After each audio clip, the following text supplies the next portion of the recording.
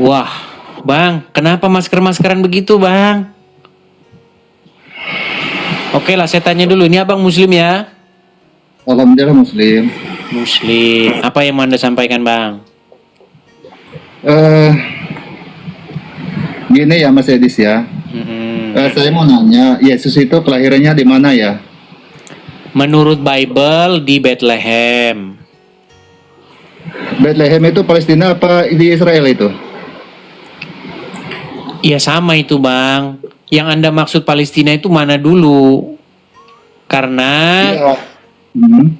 karena ya kita nggak usah bahas politik-politik seperti itulah. Intinya di Bethlehem sampai sekarang tempatnya masih ada di kota Daud. Artinya itu kan masuk Israel ya. Ya, betul. Nah, pertanyaan saya, Yesus itu kan lahir di Israel ya. Kenapa agama Kristen itu cuma 0,1% aja di Israel? Artinya Yesus ini ajarannya tidak diterima di kampung halamannya gitu loh. Bahkan umat Kristen yang ada di Israel itu ditendang bang, dicaci maki, diludahin, nggak diterima gitu loh. Terus Kayak gimana ceritanya? Artinya ajaran Yesus ini tidak benar gitu loh. Yesus ini hanya tokoh fiktif. artinya, kenapa bisa artinya begitu? Bukan artinya bang, fakta gitu loh bang. Oke, baik. Kalau Saya Nabi Muhammad baik. dia Saya kan akan baik. Bang, sebentar bang. Silakan. Kalau Nabi Muhammad ya, dia kan Nabi Muhammadnya lahir di Arab. Masuk akal lah, soalnya di negara Arab ini kan mayoritas Islam, 99% Islam, wajar kan? Artinya agama Islam ini ajarannya benar gitu loh, ajaran Nabi Muhammad ini. Sedangkan Yesus ini kelahiran di Israel. Faktanya di Israel ini ajaran Yesus tidak diterima di kampung halamannya, di kantong sendiri tidak diterima. Ini benar kan ini ajarannya ini? Gitu loh. Sudah. Secara logika aja bang. Ya kan? Sudah belum? Ini di Israel ini sudah 2000 tahun loh ya, agama Kristen ini. Pengikutnya sedikit, cuma 0,1% gitu loh. Sedikit sekali. Bang, jangan diulang-ulang lagi, Bang. Abang mau ngulangin berapa kali? Sudah belum? Biar saya jawab. Oke, silakan dijawab. Baik, saya jawab. Baik. Jadi menurut bangunan berpikirmu bahwa jikalau Bani Israel atau orang-orang Yahudi itu menolak, maka otomatis ajarannya itu menjadi tidak benar gitu. Benar. Baik, saya gunakan logikamu ya. Ajaran Muhammad diterima nggak dengan diterima oleh Bani Israel nggak? Orang-orang Yahudi nggak? Masalahnya kalau misalkan aduh, tenang. Ajaran Muhammad, Bang, gini loh. Saya itu menggunakan pola pikirmu untuk menghajar pola pikirmu sendiri. Mas Edis, Nabi Muhammad itu kelahiran. Kamu tadi kan sudah bicara. Boleh nggak saya bicara gantian? Boleh saya bicara gantian? Silakan. Baik. Menurut logikamu, karena orang-orang Yahudi atau Bani Israel menolak, maka ajarannya itu tidak benar. Sementara Muhammad dan ajarannya itu tidak diterima oleh Bani Israel dan tidak diterima pula oleh orang-orang Yahudi. Betul atau salah? Ada sebagian betul, tidak diterima. Ya kalau oleh yang... sebagian ya sama, Kristen pun juga diterima sebagian oleh orang-orang Yahudi. Masalahnya Nabi Muhammad itu bukan lahir di Israel, wajar aja dia tidak diterima di Israel. Ini kan sekarang masalah kelahiran ya, baik. Nah, tidak masalah. Saya akan tunjukkan satu ayat di dalam Al-Quran. Kamu kan percaya dengan Al-Quran ya? Berarti kamu sedang menghajar. Apakah saya boleh berbicara? Kenapa kamu kok seperti panik gitu ketika saya jawab? Silakan bicara aja. Oke. Ketika kamu membaca Al-Quran, betul tidak bahwa Bani Israel itu dikatakan sebagai bani yang bebal, yang membunuh nabi-nabi? Saya ini Mas Edis ya, saya ini kalau masalah Al-Quran tidak terlalu begitu begitu tahu juga ya. Berarti kamu sedang memaki isi Quranmu sendiri. Itu menurut Mas Edis. Itu menurut Mas Edis. Baik, saya akan tunjukkan ya ayat-ayatnya ya. Baik, saya tunjukkan. Bentar. ya, saya tunjukkan.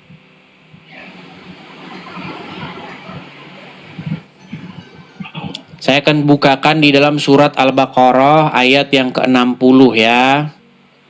Nih, atau ini sajalah ya. Al-Baqarah 87 ya. Saya akan tunjukkan Al-Baqarah 87.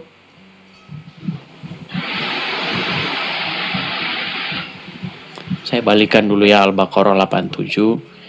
Jadi patokanmu adalah karena ada seorang Bani Israel lahir di tengah-tengah orang Bani Israel, orang Yahudi, kemudian ditolak sama Bani Israel, berarti ajarannya itu nggak benar ya. Baik. Dia sedang memaki isi Qur'annya. Oke, Al-Afgan silakan lihat sini. Oke, coba kamu yang baca dulu. Ini surat Al-Baqarah ayat 87, coba. Habis ini saya ke Muhammad ya. Coba. Al-Baqarah 87 coba kamu baca. Bacakan saja. Baik, saya bacakan. Kamu nyimak dong. Kalau saya baca, kamu nyimak. Jangan kamu baca-baca yang lain. Halo? Ya silakan, baca saja.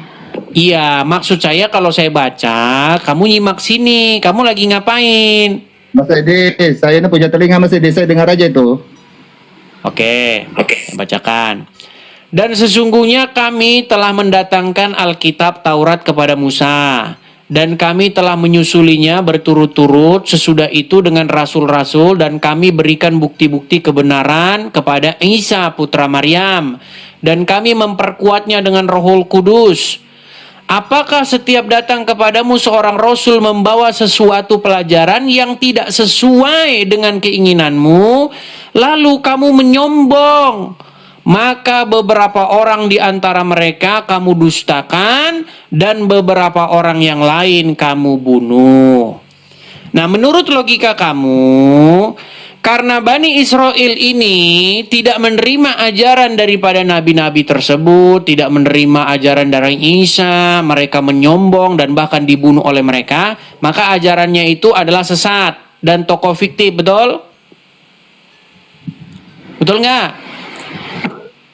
Silakan aja ngomong, jangan betul kayak gitu.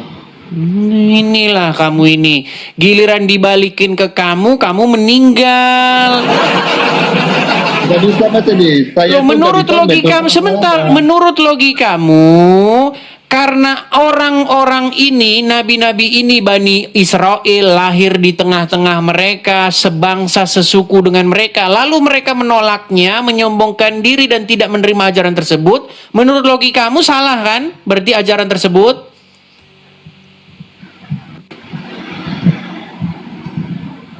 Mencret. Baik, sekarang saya balikan ke Muhammad. Sebentar, saya balikan ke Muhammad.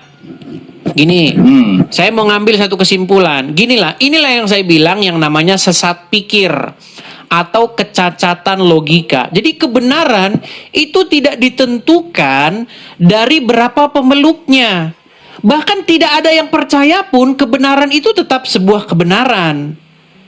Kalau misalnya orang Yahudi tidak menerima Yesus, tidak diterima ajarannya di situ, bukan berarti ajarannya itu tidak benar. Bahkan Quranmu setuju dengan saya. Nabi-nabi dibunuh, nabi-nabi tidak diterima, orang Yahudi menyombongkan diri. Itu memang benar dan fakta. Tetapi itu tidak menjadi satu tolak ukur bahwa merekalah yang menentukan ajaran itu benar atau salah. Nah, sekarang saya ke Muhammad. Mas Edi. Tenang, Mas Edi. biar saya selesaikan dulu. Sekarang saya ke Muhammad. Kamu tidak bisa jawab kok. Gini, kamu tahu Muhammad lahir di tengah-tengah orang Quraisy? Pokoknya saya tahu itu Nabi Muhammad lahirnya di Arab. Oke, dia orang Quraisy, betul? Saya kurang begitu tahu, tapi dia lahirnya di Arab.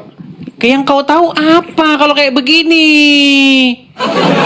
Pantesan kau masih Islam. Gini, Muhammad, dengar. Muhammad itu lahir di tengah-tengah orang Quraisy. Dan di Mekah, ketika dia pertama kali mengaku menjadi nabi dan belum punya pengikut, dia itu dipersekusi dan ajarannya ditolak di Mekah itu. Bahkan dia menyarankan orang-orang untuk berkiblat bukan ke Ka'bah, seperti kiblatnya orang-orang penyembah berhala di Mekah. Dia menyarankan kiblatnya untuk dipindahkan ke Yerusalem, ke Baitul Maqdis. Itu ketika Muhammad menjadi nabi pertama kali. Lalu dia ditolak dan dia melarikan diri ke Madinah. Disebut hijrah. Nah, orang-orang yang bersama dengan Muhammad itu disebutlah mereka itu orang-orang yang berhijrah bersama-sama dengan Muhammad. Nah, sekarang saya mau tanya sama kamu. Berarti menurut logikamu, Muhammad yang ditolak itu oleh orang-orang Mekah pertama kalinya karena ajarannya tidak diterima oleh orang Mekah di tempat kelahirannya, berarti ajarannya sesat. Menurut logikamu loh. Menurut logika saya, faktanya di Arab itu mayoritas Islam. Iya, setelah digorok lehernya sama Muhammad. Ketika Muhammad mengangkat pedang, mereka menaklukkan kota Mekah itu dan kiblatnya diganti sekarang ke Mekah karena Muhammad tidak berhasil membuat kiblat ke Yerusalem, membuat agama baru yang kiblatnya juga sama ke Yerusalem. Dia tidak mendapatkan dukungan, makanya dia putar haluan, dia ganti kiblatnya ke Mekah bersama dengan kiblatnya orang-orang Quraisy, tetapi dipoles. Yang Tuhannya tadinya banyak, 360 berhala, sekarang tinggal satu, namanya Hajar Aswad. Gitu, jadi jangan kau bilang karena orang-orang Mekah menerima. Tidak, orang-orang Mekah karena tahluk dalam peristiwa Fathul Makkah. Muhammad bersama puluhan ribu tentara membawa lembing, pedang, perisai, tombak. Dia datang menaklukkan kota itu. Makanya keturunan-keturunan mereka jadi Islam. Bukan karena mereka menerima Islam. Tidak ada saja kamu. Dengar. Tenang. Saya belum ngomong, Kalau kamu paksa, dengar, tenang. Kalau kamu paksa suatu kaum untuk pindah agama, oke, yang pindah agama itu akan terpaksa dia terpaksa pindah agama. Tapi anak-anak keturunannya itu nanti akan agamanya udah beda itu. Seperti yang terjadi dengan Islam di Indonesia. Dulu Islam itu dipaksakan ketika kerajaan Islam seperti kerajaan Demak, kerajaan Aceh itu memaksakan supaya orang itu memeluk agama Islam. Kalau enggak dihabisin. Kamu tahu enggak sejarah itu? Tahu nggak kamu sejarah itu? Sejarah bagaimana orang bisa jadi Islam di Indonesia. Kalau untuk Indonesia, dengar dulu, yang saya tahu kalau untuk Indonesia ini, yang menjadi Indonesia itu adalah negara Kristen gitu loh, Belanda. Dan iya, tetapi kenapa tidak jadi Islam? Biar kamu tahu. Karena di zaman-zaman kerajaan zaman dulu, di zaman Kesultanan Demak, di zaman Raden Fatah, itu memaksakan agama Islam. Kamu saja tidak tahu, kamu apa-apa tidak tahu. Muhammad, orang Quraisy kamu tidak tahu. Semua kamu tidak tahu. Belajar dulu sana. Nanti kalau kamu sudah punya ilmu naik lagi di sini. Itu tidak diterima. Gimana kamu itu? Bagaimana kamu mempermasalahkan mengenai Tuhan Yesus tidak diterima oleh bangsanya sendiri, oleh suku bangsanya sendiri? Itu tidak menjadi satu tolak ukur bahwa yang dibawa oleh Yesus itu adalah salah.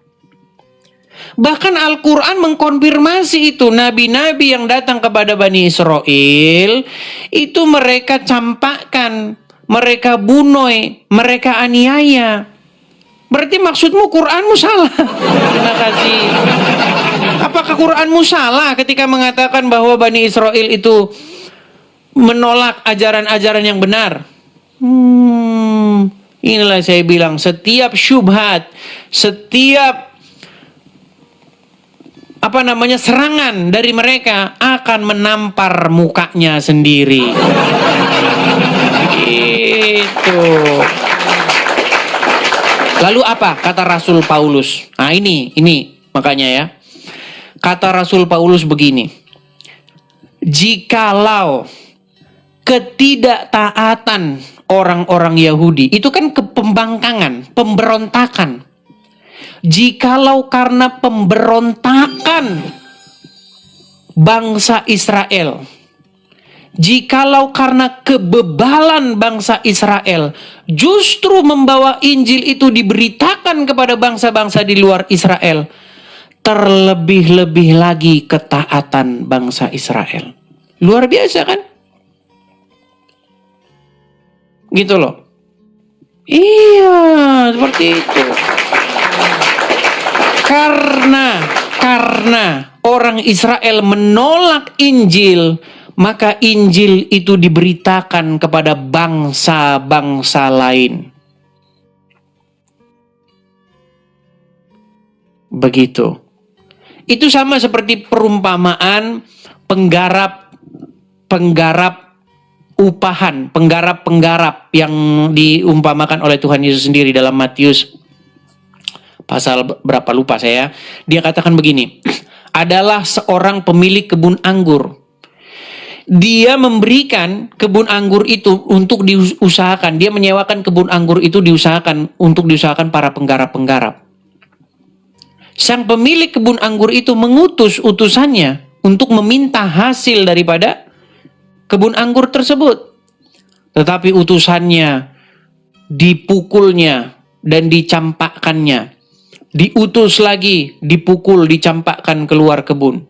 Dipukul lagi dan seperti itu seterusnya. Lalu apa kata pemilik sang kebun anggur? Aku akan mengutus anakku sendiri dan mereka akan segan kepadanya. Tetapi ketika anaknya itu datang, apa yang dilakukan oleh penggarap-penggarap upahan itu? Ini anaknya nih. Ini ahli warisnya ini. Mari kita bunuh dia supaya kebun anggur ini menjadi milik kita. Lalu apa sekarang kata sang pemilik kebun anggur? Ketika sang pemilik kebun anggur itu datang, dia akan membinasakan para penggarap-penggarap itu dan menyerahkan kebun anggur itu kepada orang lain yang akan menghasilkan buah. Itu berbicara mengenai bangsa-bangsa lain. Seperti itu. Ya. Lalu kata Rasul Paulus tadi, kalau orang Yahudi saja memberontak, karena pemberontakan orang Yahudi, itu Injil sampai kepada bangsa-bangsa lain mendapat berkat, apalagi karena ketaatan orang Yahudi. Jadi rencana Tuhan itu untuk menyelamatkan bangsa-bangsa, seluruh bangsa itu tidak bisa digagalkan oleh apapun. Begitu. Dan itu sudah janji Tuhan kepada Abraham. Oleh karena keturunanmu, maka semua bangsa-bangsa akan mendapat berkat. Siapa keturunan Abraham yang dimaksud di situ? Tiada lain, tiada bukan adalah Sang Mesias kita. Itu kalau kita berbicara secara proporsional, kita berbicara terarah kronologisnya begitu. Jangan kita berbicara seperti agama Islam, nggak jelas. Bapaknya Muhammad saja nggak jelas. Gimana ya? Di dalam Al-Quran tidak ada loh satu pernyataan Al-Quran bahwa Muhammad itu keturunan Abraham. Kalau ada di dalam Al-Quran yang mengatakan Muhammad keturunan Abraham, saya Edis TV terjun dari Monas. Gak ada. Sebut di Quran mana Muhammad keturunan Abraham. Sebut. Muhammad itu hanya disebut 4 kali di dalam Al-Quran. Gimana kalian ini? Ya, silakan. Oke. Kasih naik ada Ariel Ongol. Ariel Ongol.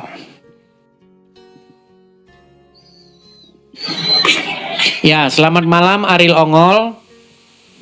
Selamat malam Bang Edis. Ya, silakan nyalakan kamera Anda.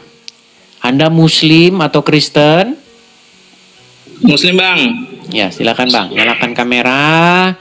Waktu dan tempat dipersilahkan. Silahkan Anda mau mengeluarkan bantahan kah, argumen balik atau apa, terserah. Silakan. Apa yang mau Anda sampaikan Bang? Judulnya apa dulu ini Bang? Judulnya Bang, kita kan apakah sebuah diskusi ataukah kita berdebat atau gimana ini Bang?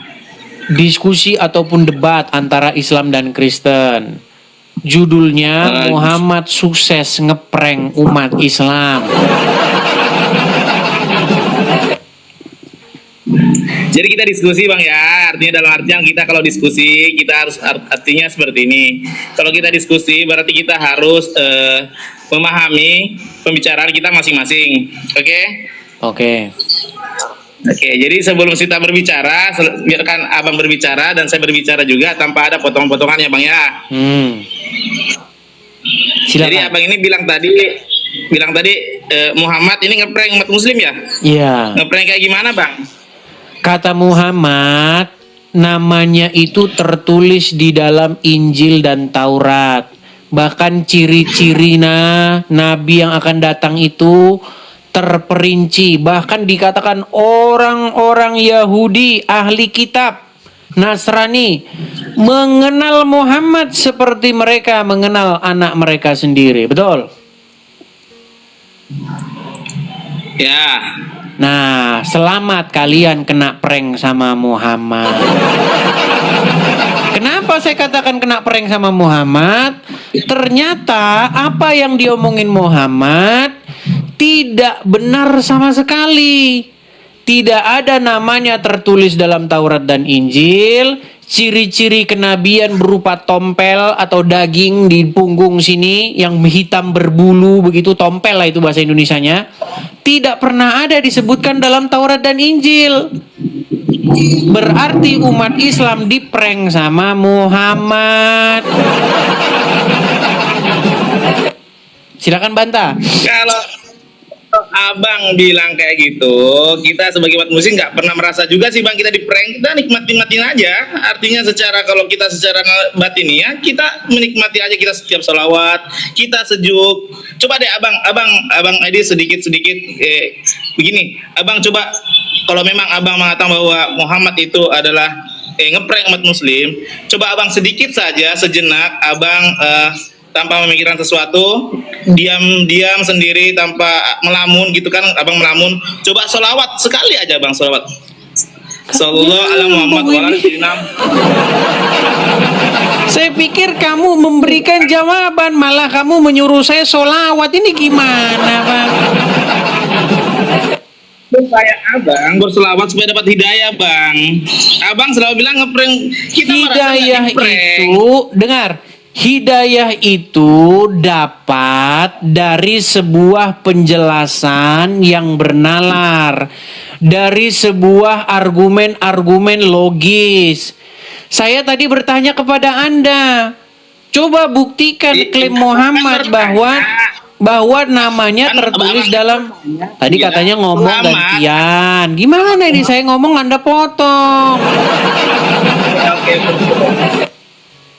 Oke, tugas seorang muslim adalah membuktikan klaimnya Muhammad.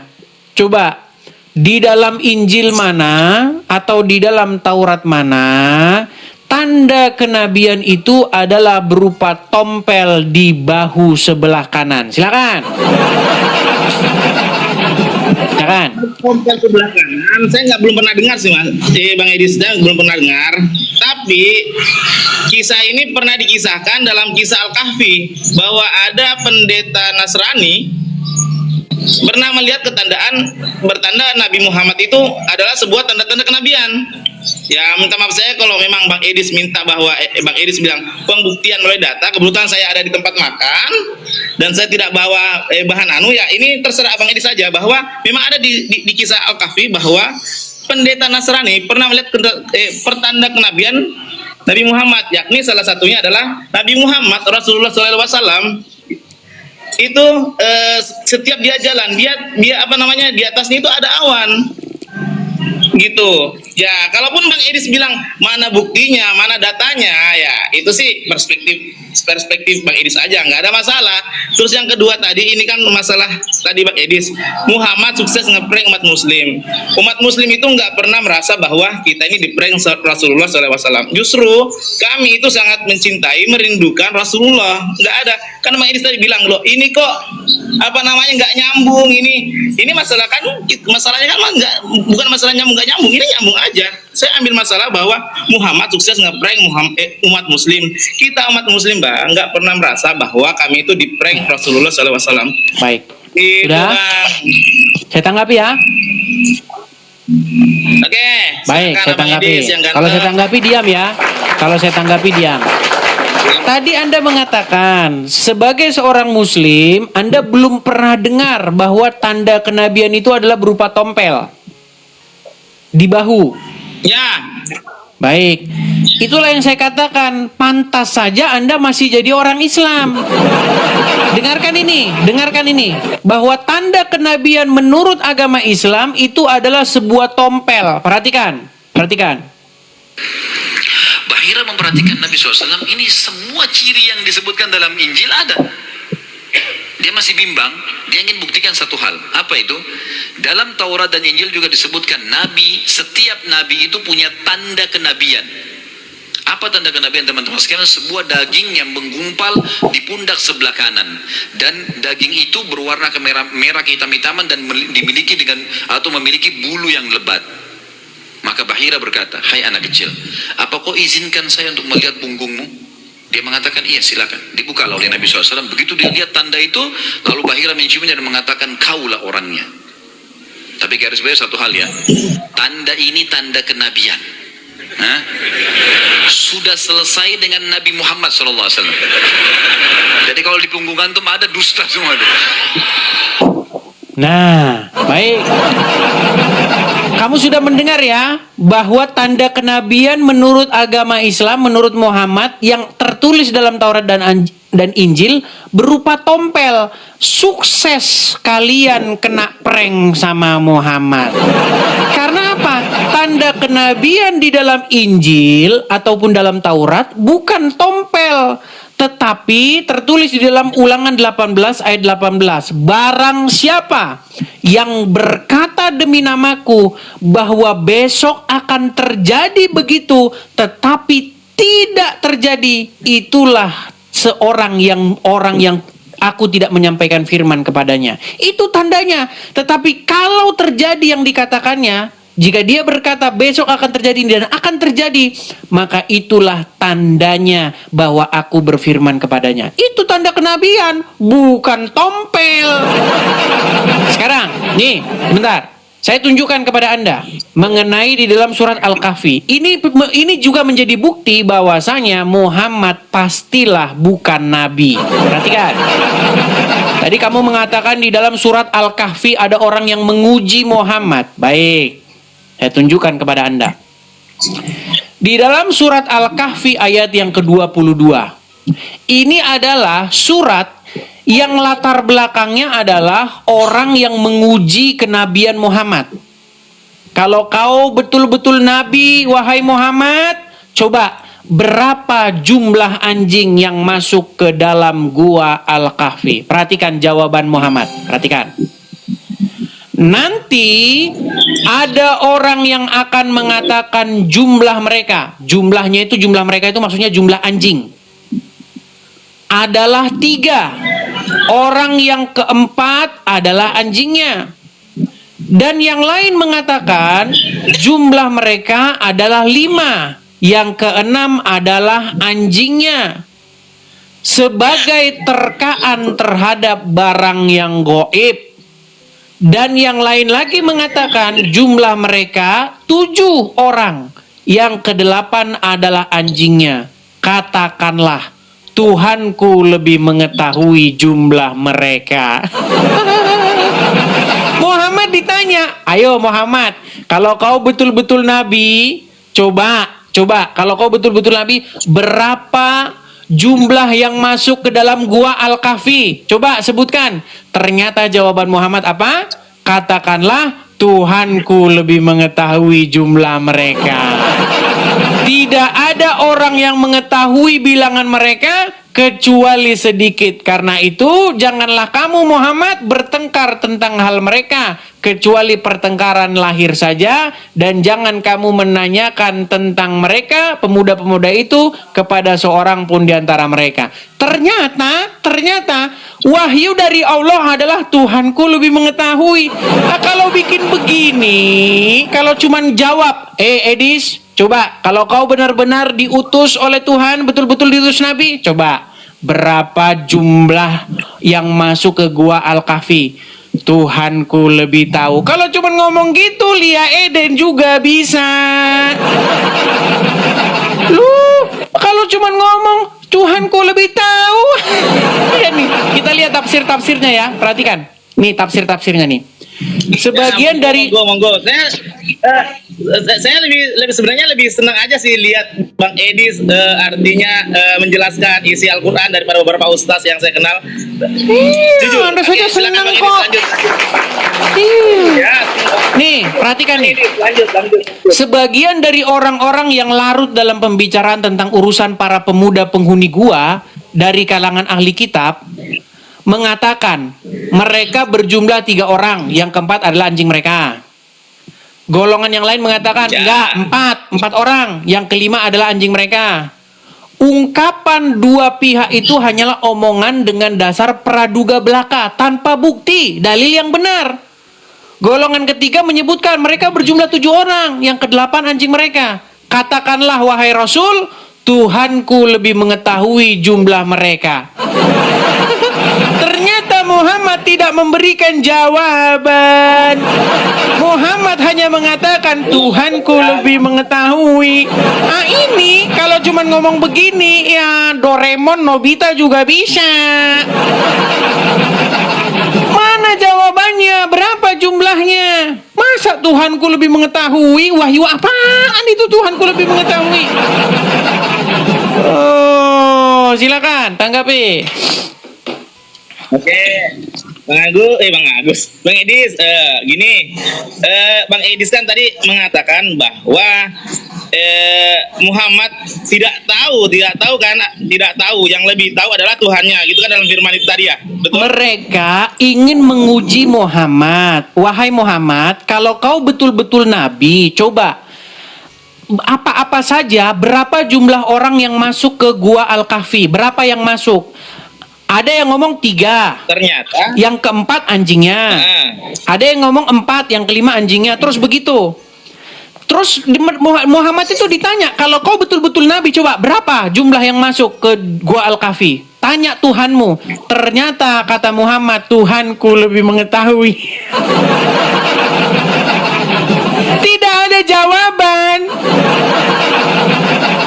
ini Bang Edis, oke, saya tidak ada masalah juga karena itu, karena memang dan artinya Rasulullah itu bahwa jiwanya yang pemurah, dia artinya dalam artian dia tidak akan memberikan hal-hal yang tidak diketahui kecuali ada firman langsung yang turun kayak gitu. Bahkan ada beberapa orang pendeta Yahudi pernah bertanya sama Rasulullah, bahkan Rasulullah itu tidak menjawab, dia diam. Bahkan para sahabat-sahabat bilang, ya Rasulullah kok kamu diam? Dia diam sampai besok harinya Jibril turun dan memberikan wahyu kepada Rasulullah. Nah, besoknya baru Rasulullah menjawab. Karena Rasulullah itu tidak mau berbohong, dalam artian dia lebih baik diam daripada harus menjawab sesuatu hal yang tidak ditahu gitu, Bang Edis. Iya, yang menjadi masalah begini Bang, bagaimana mungkin Allah mewahyukan bahwa Allah lebih mengetahui jumlahnya? Kan Muhammad itu kan di challenge, jadi ada tantangan loh, tantangan. Kalau kamu betul-betul nabi, coba berapa yang masuk ke gua Al-Kahfi? Ternyata, hai Nabi, katakan kepada mereka, Tuhanku lebih mengetahui jumlah mereka. Bilang aja Allah dan Muhammad nggak tahu juga. Coba, apa susahnya bagi Allah memberitahu jumlah yang masuk ke gua? Nah, gini Bang Edis, karena Rasulullah sudah bilang seperti itu, bahwa ada ranah-ranah memang tidak mungkin Allah langsung seperti gini. Ada hal-hal memang dalam dunia ini yang kita tidak ketahui, justru disimpan di langit oleh Allah Subhanahu wa taala. Loh, ini kan Tidak selamanya, ujian, tidak selamanya. Bang. Gini loh, Bang Arif, biar Anda tidak salah paham ya. Gini loh. Tunggu sebentar, ini belum selesai.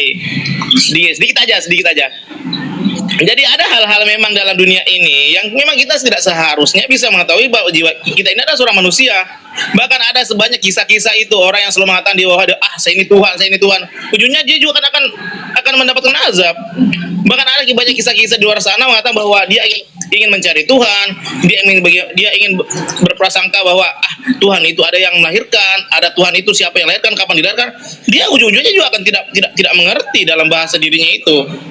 Oke, sekarang saya Dia tanya. tidak selamanya. Oke, Arif, Di situ gini. paham, Arif, mengerti gini. nalar-nalar kita.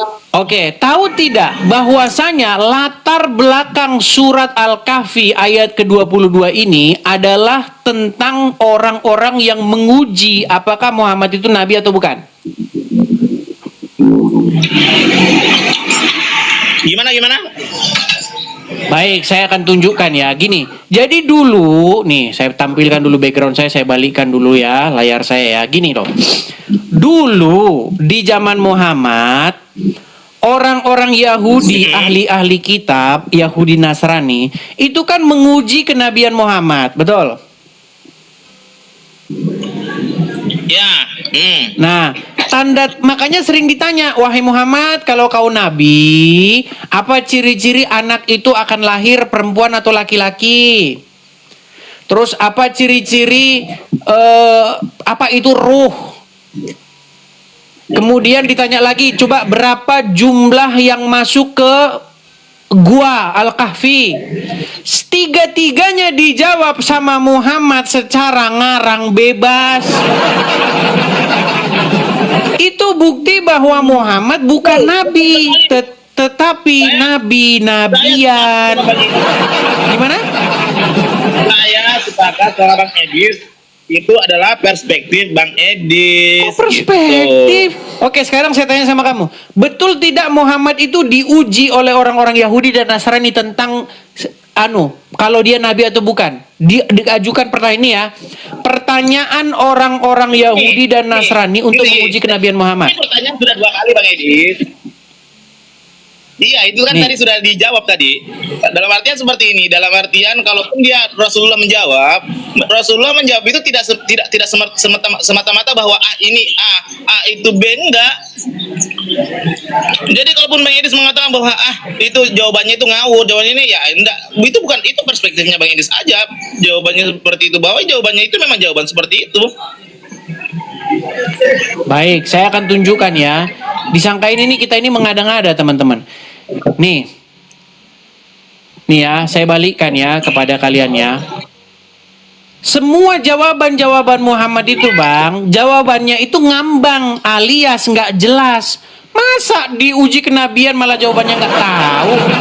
Ya nih, pertanyaan Bani Israel kepada Nabi Shallallahu Alaihi Wasallam soal ruh. Perhatikan, diambil dari kitab Al-Lulu wal Marjan, bukan sirup marjan ya teman-teman ya, bukan marjan. Perhatikan, perkara ruh adalah urusan Allah dan manusia diberikan sedikit sekali ilmu mengenai hal ini. Dalam riwayat perkara ruh ini pernah ditanyakan oleh Bani Israel kepada Muhammad untuk menguji Muhammad, ya kan?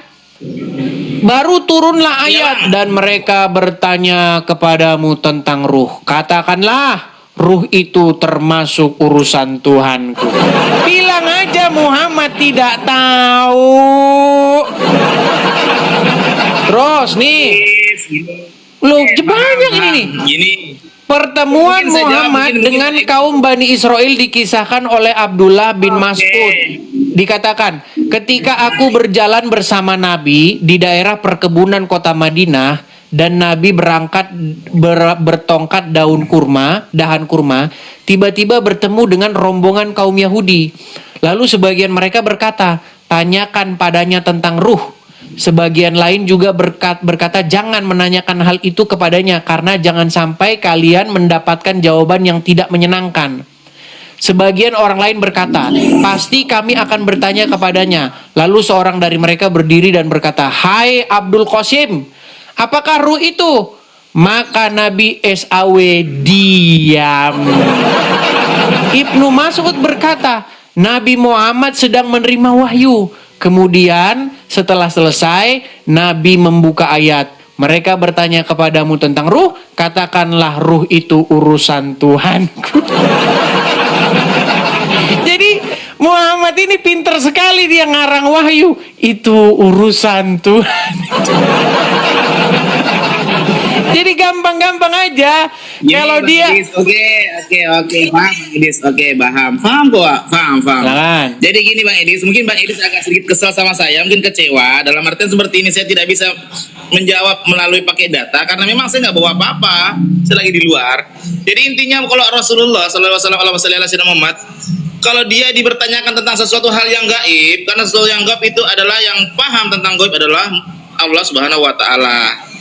Gak ada satupun manusia yang kalau ditanya tentang sesuatu hal yang gaib itu adalah sesuatu hal yang menyesatkan kalau dijawab secara ngawur, karena itu adalah ranahnya Allah, gitu Bang Edis. Bahkan sampai sekarang pun kalau ada yang mengatakan bahwa saya bisa melihat ini, melihat itu, melihat ini, melihat itu, bahwa itu orang manusianya bisa dipertanyakan ini manusianya ngawur atau tidak. Tapi Rasulullah tidak, setiap dia ditanya tentang sesuatu hal yang gaib, dia mending diam, atau mungkin jawabannya saya diserahkan kepada Allah Subhanahu Wa Taala, karena Allah yang lebih tahu apa yang ada di dunia ini. Karena Rasulullah kan memang diutus ke dunia ini atau untuk menyebarkan agama Islam, menyampaikan wahyu-wahyu Allah, menyampaikan ajaran-ajaran Islam, kayak gitu Bang Edis. Bang Edis? Oke, baik. Oke, sekarang yang saya tanyakan kepada kamu, betul tidak bahwasanya Muhammad diuji dengan pertanyaan-pertanyaan seperti itu? Ini sebenarnya bukan diuji sih dalam artian, karena memang ini salah satu apa ya? Kalau ujian pertanyaan itu ndak begitu seperti bagaimana juga sih kalau Rasulullah. Dalam artian ujian itu bukan hanya pertanyaan, itu hanya ujian apa ya? Kita juga dikasih ajar juga kalau masalah ujian pertanyaan, ya kita jawab aja, kalau tidak ditahu ya kita serahkan saja.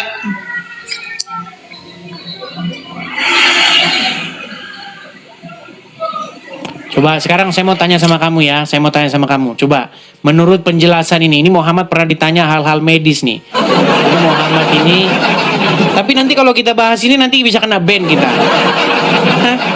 Saya baru kutip hadisnya gini, tapi nanti kalau kita bahas itu kita bisa kena ban sama TikTok. Mengenai Muhammad ditanya perihal bagaimana anak itu akan lahir laki-laki atau perempuan. Anda tahu? Kalau memang nanti di ban ya nggak usah yang lain aja Bang. Iya, maksudnya gini, Anda tahu tidak? Biar kita tidak perlu membahas lagi. Anda tahu itu? Kita diskusi tentang Kristen aja lah, karena saya juga punya pertanyaan-pertanyaan yang sampai saat ini juga sampai ngambang aja. Artinya siapa tahu Bang Edis punya apa pertanyaanmu jawaban terhadap Kristen? Silakan, gantian dia bertanya. Silakan. Jadi gini bang, saya kan artinya kita ini kan artinya orang akademis. Dalam artian kita selalu berbicara tentang definisi Bang ya. Silakan. Oke. Abang kan salah satu penganut Tritunggal Bang ya. Ya. Nah, mungkin jelas, mungkin kalau salah mungkin dikoreksi, silakan. Jadi Tritunggal itu adalah Allah Bapa, Allah Anak, dan Roh Kudus gitu ya Bang ya.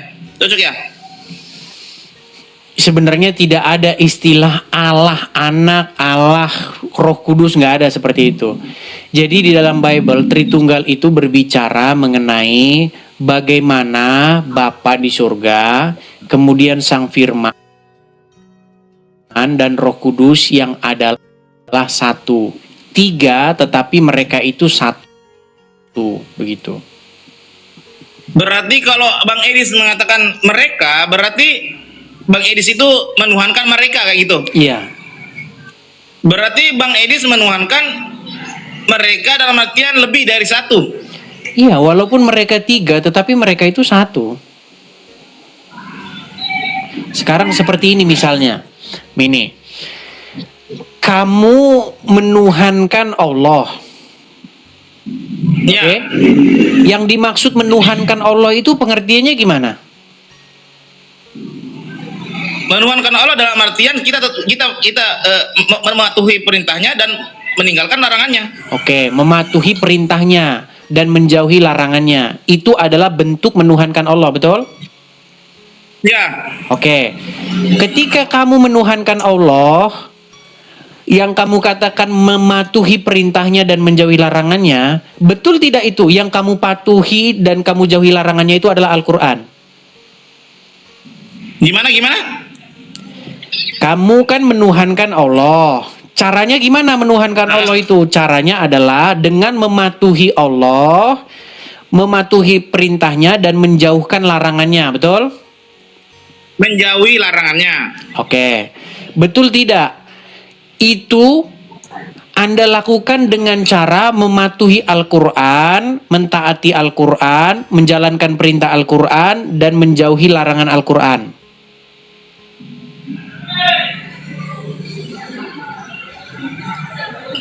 Kalau Bang Idris bilang menjauhi larangan dari Al-Quran, gini, sesuatu Sebentar, hal pelan-pelan yang gini loh. Biar kamu tahu antara Allah dengan firman Allah. Kan Allah kan berfirman, betul? Ya, Oke, firmannya itulah yang Anda taati, Anda patuhi, betul? ya, secara garis besarnya bahwa larangan-larangannya itu dijelaskan sama utusan-utusannya. Jangan dulu ke Melalui sana firman- dulu sebentar. Jangan dulu ke Muhammad dulu, gini loh. Ketika kamu taat dan patuh sama Allah, berarti kamu dan taat dan patuh kepada firman-Nya itu, betul atau tidak? Oh, tunggu dulu Bang Idris. Ini gimana sih ini contoh orang saja. ini? Gini loh. Contohnya dia gini, Bagaimana kita- kamu patuh dan taat sama Allah, kalau kamu tidak patuh dan taat sama firman-Nya? Gini, semua dalam artian kayak gini, patuh perintahnya seperti gini. Kita mematuhi perintahnya, salah satunya itu yang diajarkan adalah salat. Bang, Kita jangan, mati berangkat jangan mana? urusan ke situ dulu. Pembahasanmu kan mengenai berarti ini Edis. kan Bang- Berarti Edis- kamu Bang Edis tuh berarti gini. kamu menjadikan mereka gini loh. Makanya kalau kita ngomongnya timpa-timpaan, kita nggak dapat poinnya.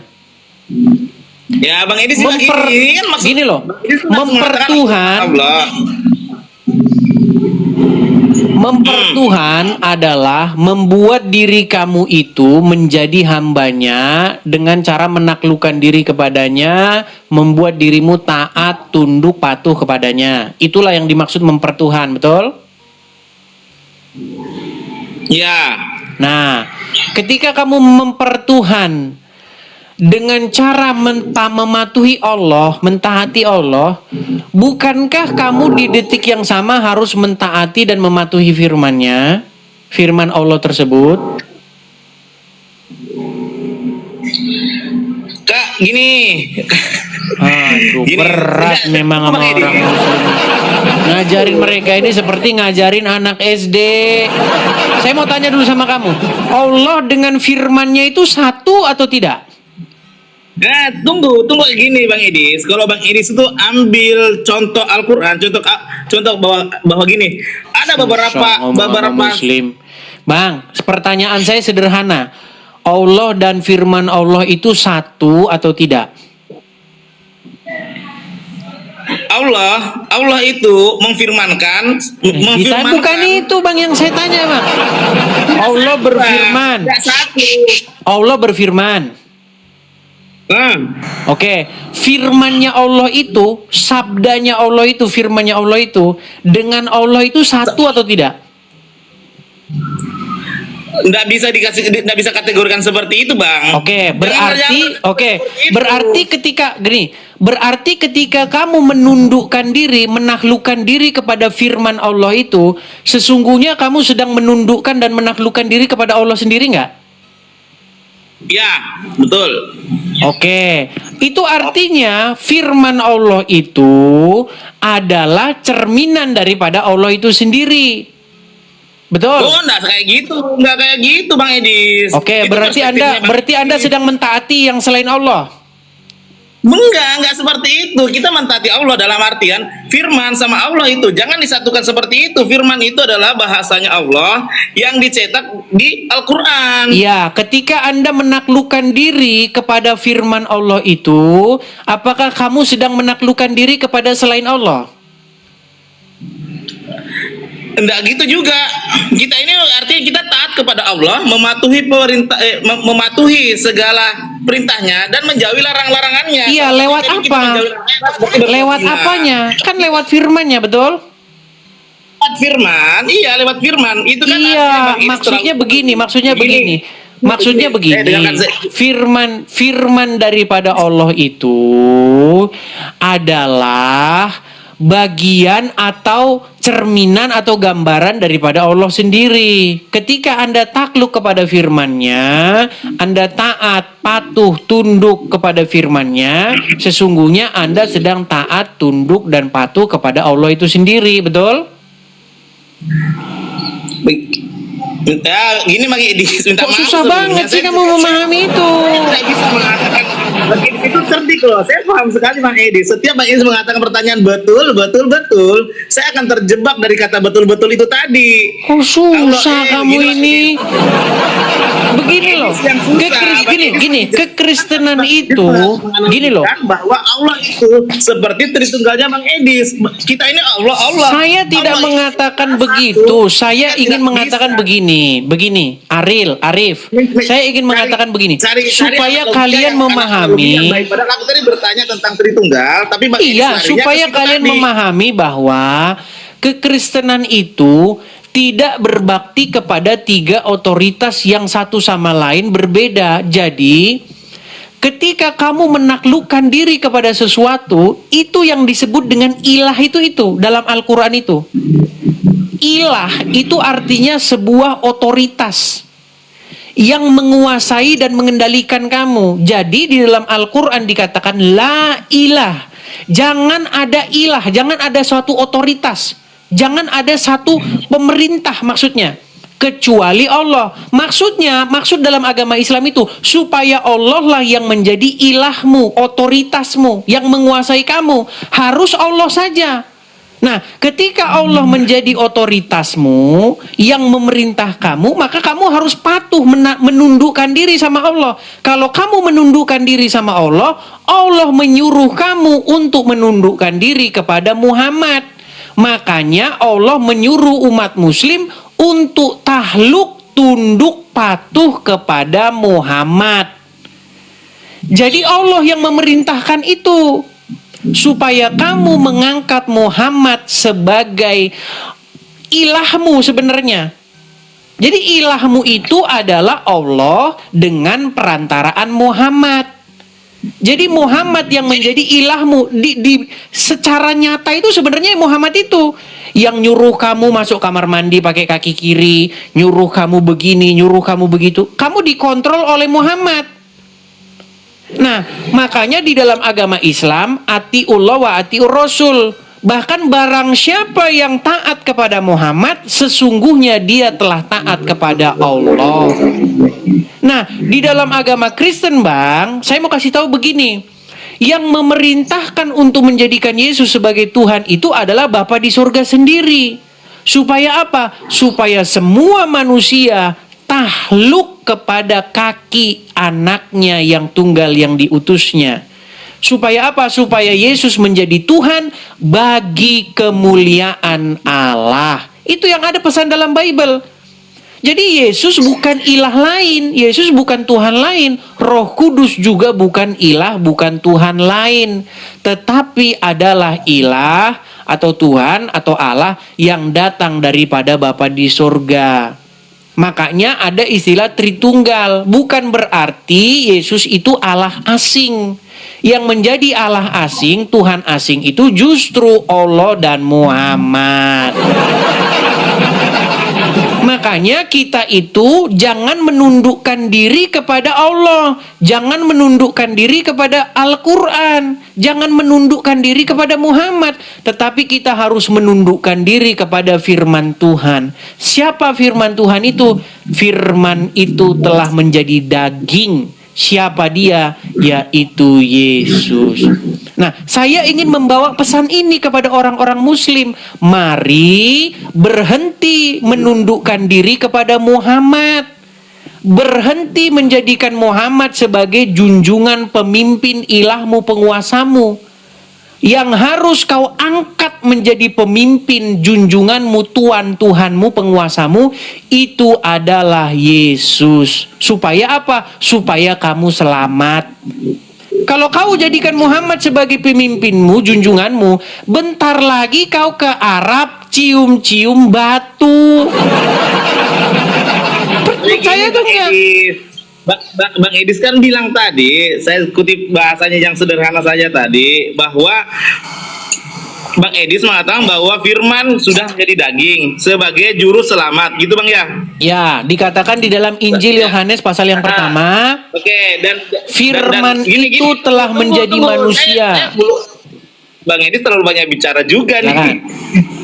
Oke, tadi kan Bang Edis mengatakan bahwa juru selamatnya adalah firman yang sudah menjadi daging adalah Yesus, dan itulah yang disembah, gitu kan? Tapi hebatnya juga, jangan gunakan istilah-istilah disembah, Bang. Kalau sembah itu begini-begini. Yang terpenting di dalam Bible itu bukan begini-begini, Bang, tetapi bagaimana kita berbakti kepadanya, melakukan perbaktian. Bang, kalau cuman begini-begini itu bisa munafik, Bang. Ya. Gini, Bang. Monggo. Sebentar, Ya, tenang. perspektif Edis Orang kayak gitu. bisa gini. Oke. Orang bisa pura-pura begini. Bisa orang pura-pura begini, tapi di hatinya, awas kamu ya. Awas kamu anjing, sialan. Bisa, Bang. Tetapi Bible bukan berbicara soal begini-begini ritual badan. Bible berbicara mengenai avodah atau ibadah bahasa Arabnya. Dari kata abdu, hamba. Penghambaan diri. Oke, terserah mau menghamba, mau mau itu ya, itu secara bahasa sih sama aja gitu kan ya. Paling utamanya tadi Bang Edis tadi mengatakan bahwa juru selamat itu sudah berfirman melalui daging, yakni Yesus yang ada di salib, gitu kan, di kayu salib. Tapi yang satu pertanyakan tadi bahwa sederhana saja, Bang Edis mengatakan bahwa dia adalah juru selamat, sedangkan dia tidak selamat ditangkap para hamba-hambanya. Gimana bagaimana kita mau menjadikan dia juru selamat padahal dia itu sudah disalib, menderita, dia dipasung dan diejek, pokoknya diolok-olok seperti itu. Jadi Bang Edis ini gimana? Sebenarnya Bang Edis gini Bang. Bang Edis Saya sebenarnya jawab itu dulu dong. manusianya. Saya jawab dulu. Saya jawab Oke. dulu ya. Baik, Bang. Kalau ini kamu jawab saja ya. Kalau orang main sepak bola 45 menit kali 2, betul? Iya, betul. Kalau belum selesai pertandingan sepak bola, kau nonton 3 menit, udah 2-0, baru kau pulang, kau simpulkan kalah. Bisa nggak kayak begitu? Saya nggak pernah seperti itu, Bang. Baik. Buktinya kau tadi mengatakan yang seperti itu. Gini, kalau peristiwa belum selesai, baru di tengah jalan, kau jangan ngambil kesimpulan. Kau tadi mengatakan, Yesus juru selamat, iya. Sedangkan dia sendiri aja mati kok, disalib kok. Digebukin, dibawa Ya, Hansip memang Romawi. seperti itu ya, kan? Tenang. Saya gunakan bahasa-bahasa Islam nih, biar kalian puas. Apa Yesus juru selamat begini-begini, dia saja disalibkan begini kok nggak selamat. Bang, belum selesai. Kalau Yesus disalibkan dan mati tidak bangkit, maka nasib orang Kristen sama seperti orang Islam, pengikut orang mati di kuburan. Makanya Bang saya bilang tadi, tenang Bang, belum selesai, tenang. Makanya seperti saya bilang tadi, kalau nonton bola, jangan nonton 5 menit. Udah 2-0, kau tinggal pergi, kau simpulkan 2-0. Tidak.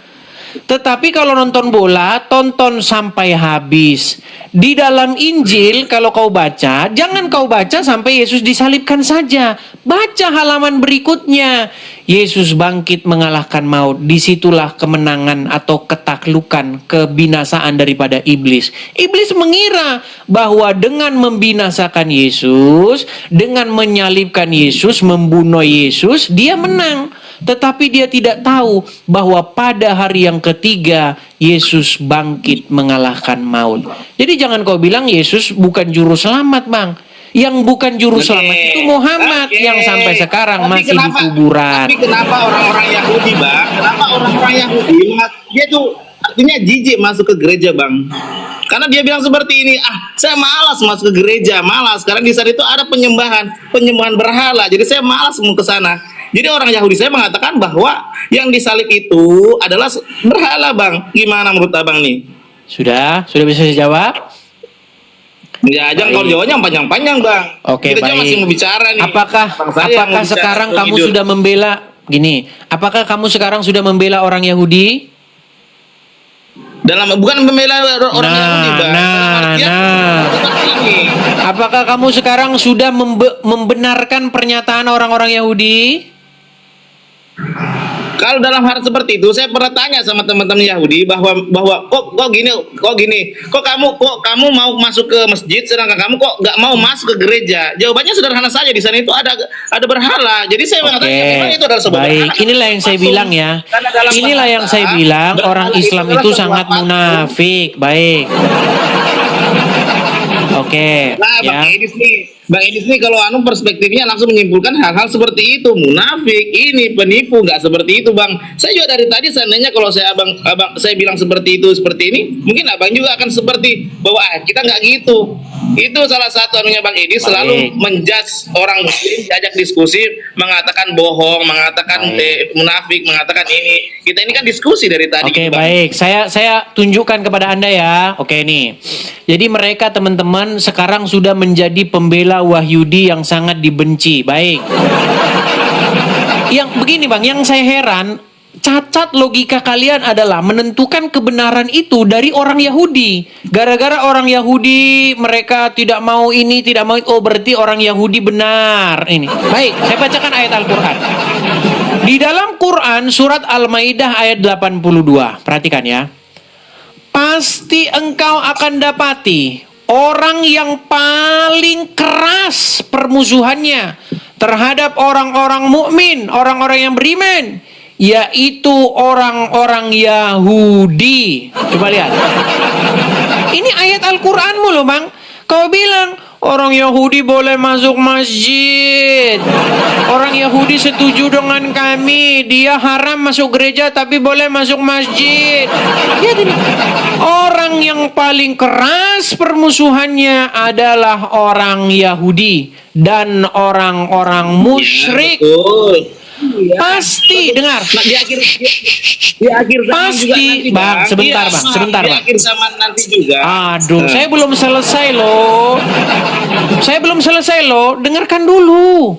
Baik. Ya, monggo. Pasti akan engkau dapati pula orang yang paling dekat persahabatannya dengan orang-orang beriman, yaitu orang-orang yang berkata, sesungguhnya kami adalah orang Nasrani. Lihat ini. Jadi kenapa sekarang justru malah kalian bermesra-mesraan dengan Wahyudi? Sedangkan Al-Quran mengatakan bahwasanya orang yang paling keras permusuhannya adalah orang Wahyudi. Sungguh kalian ini adalah orang yang membalik-balikkan Al-Quran. Perhatikan, maha kafir muslim yang telah membalik-balikkan Al-Quran. Kalian telah kafir dengan memutarbalikkan Al-Quran kalian. Sungguh kalian ini tiada lain adalah orang-orang nekat yang nyata. Saya tunjukkan lagi, Bang. Saya tunjukkan ya. Ini bagaimana umat muslim. Gitu aja, Bang. Abang juga tidak paham juga dalam artian tadi seperti itu. Bahkan saya jelaskan juga tadi, abang juga tidak memahami apa yang saya jelaskan. Gitu, Bang. Jadi gini, Bang. Kebetulan saya sudah mau balik. Sebentar, sedikit dulu, Bang. Sedikit dulu. Nih ya. Saya akan tunjukkan kepada kalian. Ini masjid terbesar di Istanbul, Bang. Ini namanya Masjid Hagia Sophia. Nih ya, ini Masjid Hagia Sophia di Istanbul, Turki. Lihat ya, di sini ada Allah Kemudian di sini ada Muhammad, betul? Biar Anda tahu ini relief di masjid ini masih orisinil nih.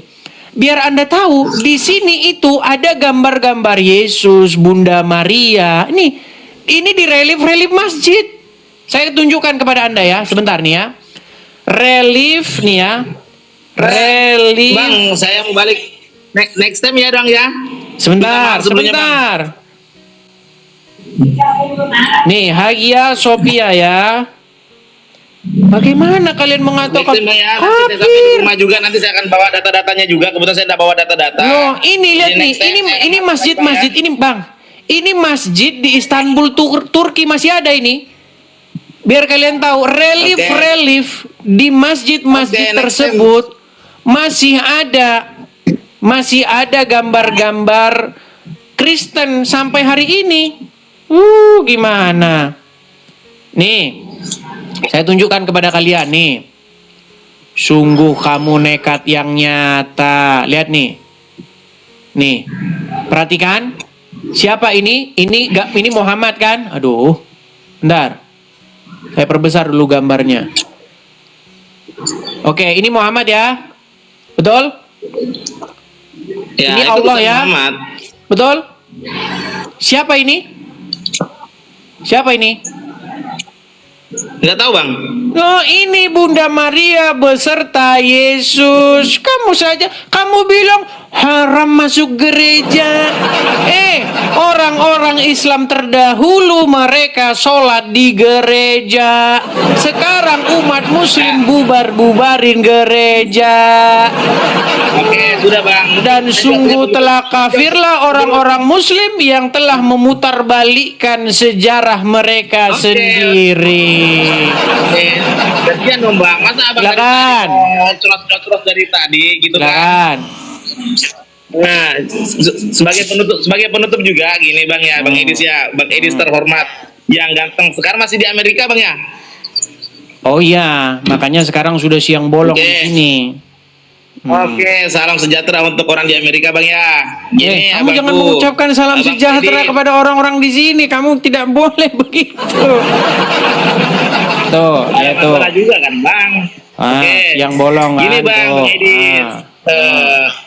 Saya sebagai seorang muslim yang taat beribadah dan selama ini insya Allah akan beristiqomah di atas jalannya Allah Subhanahu Wa Taala, dan semoga Bang Edis juga mendapatkan hidayah atas semua. Ini kamu nekat bertanya seperti itu. Kamu tidak menjawab tadi, dengar. Waktu Tunggu, Bang, oke. awal-awal umat Muslim, sekarang saya tanya, di awal-awal umat Muslim mereka sholat di gereja enggak? Kabur mereka. Iya. Dulu waktu Islam awal, mereka itu sholat di gereja, bahkan dijadikan gereja itu masjid. Sekarang orang-orang Muslim sok pura-pura najis sama gereja. Iya, betul kan? Al-Quran mengatakan orang yang paling dekat persahabatannya yaitu mereka yang berkata kami adalah orang-orang Nasrani. Sekarang mereka berkata malah memusuhinya. Mungkin tadi gambarnya kurang besar ya. Saya tunjukkan kepada kalian gambar yang besar. Biar umat Muslim itu tahu sejarah kalian sendiri. Lihat nih. Ini Masjid Hagia Sophia. Di masjid ini masjid terbesar di Turki. Ya. Bagi teman-teman yang pernah main ke Turki. Lihat nih, ini nama siapa? Muhammad. Ini nama siapa? Allah. Ya. Tetapi biar kalian tahu, di masjid tersebut masih ada relief Kristen. Ini Bunda Maria dan Yesus yang ada di pangkuannya. Tuh, jelas. Kenapa kamu sekarang malah alergi sama gereja? Sementara pemimpin-pemimpinmu terdahulu mereka malah menjadikan gereja sebagai masjid. Sungguh kalian itu termasuk orang-orang yang nekat. Nih, Hagia Sophia masih menjadi simbol bersama sejarah Islam dan Kristen. Ya tuh. Ya. Banyak iklan-iklan nih, sebentar. Ini nggak tahu kok iklan-iklan dipenuhi gambar BH begitu. Bentar. Nah ini ya. Lihat ya. Kelihatan kan? Hagia Sophia masih merupakan simbol bersama antara Islam dan kelihatan kan? Ini kalau saya perbesar nih. Kelihatan. Jadi jangan kalian mengatakan najis gereja, najis, boro-boro najis. Sedangkan umat-umat terdahulu, khalifah-khalifahmu zaman dahulu, mereka sembahyang di masjid. Sekarang kau dengan pongahmu berkata, orang Yahudi saja tidak mau masuk ke masjid katanya. Nah, begitu. Iya. Oke, Pangeran. Sudah dapat berapa followers kok? Sudah apa?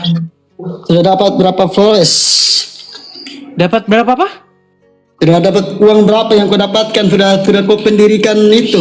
Sirik saja. Sabar. Sirik dia. Bagaimana rumah apologet sudah berdiri kok? Oh, rencananya bulan 11. Santai saja, ya kan? Progres masih berjalan. Ini kalau pengikut Muhammad nih. Wah, rokok, mabuk, jalan terus. Yang penting asyhadu alla ilaha illallah, masuk surga. Alhamdulillah, mudah-mudahan bibirmu itu disopot. Pangeran, tenang Ya. Pangeran. Jangan marah-marah Pangeran. Tarik nafas. Hembuskan. Oke. Selalu Pangeran. Anda mengeluarkan Nabi Muhammad. Emangnya tidak ada bahas lain kah? Cuma Nabi Muhammad saja Pangeran, dengar dulu. Ya. Coba tanya dulu sama Abdul Somad dengan Donditan. Apakah tidak ada bahasan lain kah selain Kristen gitu bilang. Ini kalian ini suka-suka kalian. Kalau kalian bahas Kristen, oh terus Allahu Akbar. Giliran dibahas Islamnya, tidak ada bahasan lain kah? Terus rumah apologet sudah kau berdirikan kah? Itu ada satu pendeta lagi cari-cari kau itu. Itu bilang rumah apologet. Siapa? Teman-teman Kristen itu tuh munafik itu. Bikin rumah pribadinya dia itu. Kalian percaya kali ya? Masa mau atas nama rumah pangeran gimana? Maksudmu rumahnya mau didirikan atas nama pangeran gitu? Oh, biar rumah kau senang. apologet. Ternyata rumah apologet di rumahnya Edi. Masa rumahnya pangeran gimana? Oke, baik. Dia mau Itu bicara terus yang ada itu. satu Baik. saya mau bertanya. Sebentar. Sabar dulu. Kamu membahas itu. Giliran mau saya tanggapi. Kalau langsung panik. Sebentar. Tenang. Tenang. Gini. Iya. Kamu bertanya kepada saya, bagaimana itu rumah apologet? Saya bilang, jawabannya nanti tunggu bulan 12. Karena apa? Karena kita punya dana itu belum cukup. Oke, Nah, terus. pertanyaannya, kenapa kamu syirik, musyrik, dan tidak senang? Karena Makasih Bang Martin. setahu saya atau Kaidi, setahu saya Tuhan Yesus itu tidak mengajarkan Kalau bicara jangan cuman begitu bicara. Nggak perlu dia ini. Oke, coba silakan. Nah, silakan bicara nih. Progres rumah apologet itu nanti bulan 12. Yang menjadi pertanyaan saya, Bang Pangeran ini kan muslim kan? Yo, jelas. Nah, Bang Pangeran itu apa punya urusan? Coba jelaskan dulu apa Bang Pangeran punya urusan. Iya, karena dengan sejarah kau menghujat di situ, menghujat hanya Nabi Muhammad saja, baginda kita, menjadikan momen untuk Anda supaya bisa jadi makan minum. Oke, sekarang saya tanya. Oke, saya tanya ya sekarang. Begini, urusanmu adalah karena saya menurutmu menghujat Muhammad. Berarti intinya kamu tidak senang kalau rumah apologet itu ada, betul? Saya bukan tidak senang, bahkan banyak orang yang pendeta-pendetamu satu agamamu saja lagi bertanya. Iya. Bahkan menjatuhkan Jangan ke situ diri. dulu, Pangeran. Biar kita kalau kita ngobrol itu fokus. Berarti kamu senang atau tidak ada rumah apologet itu? Buat apa saya mau senang? Buat apa? Nah. Ini saya punya rumah ini, Bang. Baik, jadi tenang. Berarti kamu tidak senang, betul? Buat apa saya mau senang? Iya, tidak senang. Nah, sama seperti mereka itu yang kau bilang itu tidak senang. Karena apa? Karena satu, cemburu, musyrik, tidak suka dengan capaian orang lain. Yang pertama. Kemudian yang kedua, satu-satu, tenang, satu. Yang kedua, kamu katakan kepada saya bahwa itu menjadi sarana untuk menghujat Muhammad. Pertanyaan saya sama kamu. Saya beri kamu kesempatan untuk membuktikan bahwa saya pernah melakukan hujatan, fitnahan, atau mengeluarkan sebuah yang tidak benar tentang Muhammad. Satu aja, silakan. Oke. Katanya saya dengar kata kau bilang Nabi Muhammad di Gua Hiro adalah gua setan. Dari mana itu? Baik. Nabi Muhammad menurut umat Islam memang dia bertahanus di Gua Hira. Ya. Nah, menurut Bible kami, gua-gua yang gelap itu adalah tempat di mana setan-setan, malaikat-malaikat gelap itu dicampakkan. Ada di mana itu? Saya akan bacakan. Ya. Perhatikan. Saya akan bukakan kepada kamu bagaimana gua-gua yang gelap itu tempat untuk mencampakkan setan-setan dan penyesat-penyesat. 2 Petrus pasal yang kedua ayat yang keempat. Sebab jikalau Allah tidak menyayangkan malaikat-malaikat yang berbuat dosa, tetapi melemparkan mereka ke dalam neraka dan dengan demikian menyerahkannya ke dalam gua yang gelap untuk menyimpan mereka sampai hari penghakiman. Menurut Injil, gua-gua yang gelap itu adalah tempat di mana malaikat-malaikat penyesat itu dicampakkan. Nah, Muhammad mendapatkan wahyu di gua-gua yang gelap. Makanya ajaran Muhammad boleh tepu-tepu. Boleh pukul-pukul istri. Boleh kawin cerai sesuka hati. Lu Kau iri? bukan iri. Untuk apa saya iri? Nah, Oke, terus apa yang kenapa saya kalian- irikan? Apa yang saya irikan? Oke, sabar. Nah, kau iri, makanya kau selalunya itu saja di bahan-bahan. Bukan iri. Kenapa saya membahas senang? Oke, pertanyaan yang bagus. Apakah saya iri? Tidak. Sebenarnya Nah, terus kenapa- tidak. Oke, kenapa saya bahas kan gitu kan? Pertanyaan menarik. Lalu apa urusanmu, Edis? Mau itu tempat setan kayak mau Islam boleh kawin cerai? Apa urusanmu? Urusan saya di sini. Dengarkan. Orang-orang Islam seperti Abdul Somad dan Adi Hidayat mengatakan bahwa Islam itu menyempurnakan ajaran Tuhan Yesus, bahwa Tuhan Yesus menubuatkan, membenarkan Muhammad. Urusan saya ada di situ. Bagaimana mungkin Yesus kami membenarkan ajaran seperti Muhammad? Gimana? Itu urusan saya. Seandainya kalian tidak membawa-bawa Muhammad untuk menempel-nempelkannya kepada Injil, kepada Yesus, mau ajaranmu itu mau nimbah pohon pisang juga apa urusan saya? Begini, ketika ada ajaran mengajarkan untuk nyembah pohon pisang, kau tidak akan urusan dengan dia. Tapi kalau dikait-kaitkan ajarannya itu dengan Islam, kau sebagai Islam akan menjawabnya. Dia bilang begini, nyembah pisang ini adalah perintah Muhammad. Kau sebagai Muslim pasti kau akan bertanya, jangan kau bawa-bawa Muhammad kami, ajaranmu. Nah, seperti itu juga saya. Kalau kau yang mau berdebat sama yang ada berwajib. Jangan kau membawa. Oke, berarti kau sudah akui bahwa ilmumu tidak ada. Wih, apa? Berarti kau sudah akui bahwa ilmumu tidak ada. Bukan, saya masih akui bahwa saya punya ilmu. Nah, terus bagaimana Saya jawabanmu? mau berdebat dengan orang yang iri hati dengan baginda kita, bakal baginda kita pun tidak mengorek dirimu atau cari minta makan sama dirimu, enggak. Memang, tetapi ulama-ulama kalian seperti ini.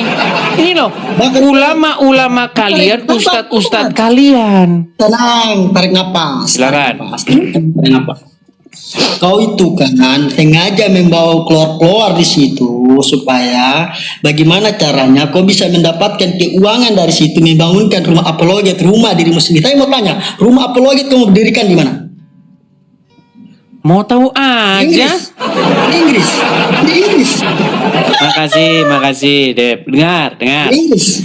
Baik, pertanyaan yang bagus. Kau buat begini supaya terima kasih Martin. Oh, semakin banyak tuh kasih singa, kasih paus nih. Pangeran Suseteres. Sumber seteres sudah dekat. Kalau saya pribadi, saya tidak meminta kayak kalian. Cie. Memberikan pribadimu. Iya, mana ada begini, Pangeran? Mana ada yang mau ngasih kamu karena kau pakai buat beli rokok? Kamu bisa pakai uangmu. Coba dengarkan. Pertanyaanmu seperti ini, Edis. Kau buat begini supaya kau dapat uang. Dengar, supaya kau punya rumah. Dengar, saya justru punya rumah. Di Indonesia saya itu punya rumah. Saya punya tempat usaha. Yang kalau dibandingkan, bagaimana mungkin saya memilih tidak punya rumah? Tetapi Tuhan itu adil. Walaupun demikian, pastilah Tuhan akan menggantikan apa yang saya tinggalkan. Itu yang saya pegang. Pertanyaannya, kenapa kamu cemburu? Kenapa kau cemburu? Kira-kira di dalam Bible ada itu kalian. Kenapa kalian semua umat Kristiani tidak disunatkan? Kenapa itu? Alasannya di mana? Lari-lari kau bahasanmu ke sana. Kau lompat-lompat macam katak. Tadi kau bahas mengenai rumah apologet, sekarang kau bahas sunat. Kau tidur di bawah sana. Kau bahasanmu nggak pernah fokus. Satu lompat ke sini, tanya rumah apologet, satu ngomong sunat. Sungguh nekat yang nyata ya. Terima kasih. Coba kalau kalian punya satu pokok permasalahan, bahas sampai tuntas. Orang yang mengerjakan sesuatu, orang tersebut patut mendapatkan penghargaannya. Kalau saya memberitakan seperti ini, menjawab orang-orang Islam, orang-orang Kristen yang tadinya mereka mencari-cari jawaban, terus mendapatkan jawaban dari sini, memberikan kepada saya penghargaan, tidak masalah itu. Yang jadi masalah adalah kenapa kamu cemburu dan iri hati. Ada paus berterbangan, ada singa. Terus kau lihat sakit hatimu untuk apa?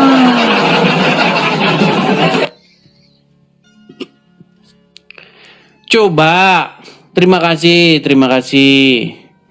Coba misalnya, kamu lihat si Juma, lihat Donditan, lihat Abdul Somad. Mereka ada di Indonesia. Mereka tidak pernah dipersekusi. Makasih Kak Ceki, terima kasih. Abdul Somad, biar kalian tahu, kalian mau tahu harta-hartanya. Itu jadi gosip-gosipan ini. Saya itu hanya menggalang untuk sebuah tempat tinggal. Tempat tinggal itu adalah hal yang vital.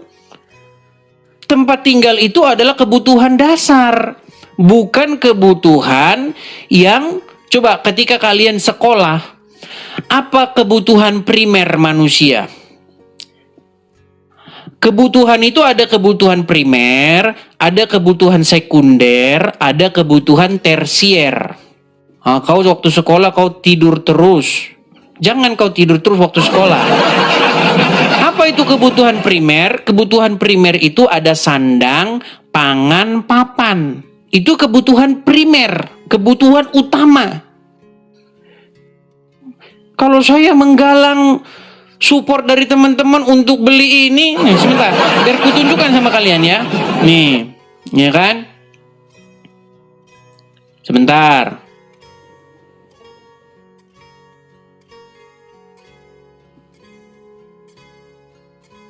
Bentar nih, saya kasih tunjuk sama kalian ya. Memang kalian ini luar biasa. Sibuk kalian, sungguh atit hati kalian ini dengan saya ya. Baik. Sungguh luar biasa kalian. Coba kau lihat ini siapa? Siapa ini? Siapa ini? Abdul Somad ini. Kau tak tahu siapa Abdul Somad? Senyum Ustadz Abdul Somad sumringah di atas motor Harley Davidson. Nah, ini Abdul Somad nih, Ustadz kalian. Gimana kalian ini? Apa kalian kira Abdul Somad itu hidupnya seperti Nabi yang katanya susah, mau makan saja susah? Kenapa sih kamu seperti itu? Buat apa? Nanti saya tunjuk lagi mobil-mobil mewahnya Abdul Somad, nanti kamu diam.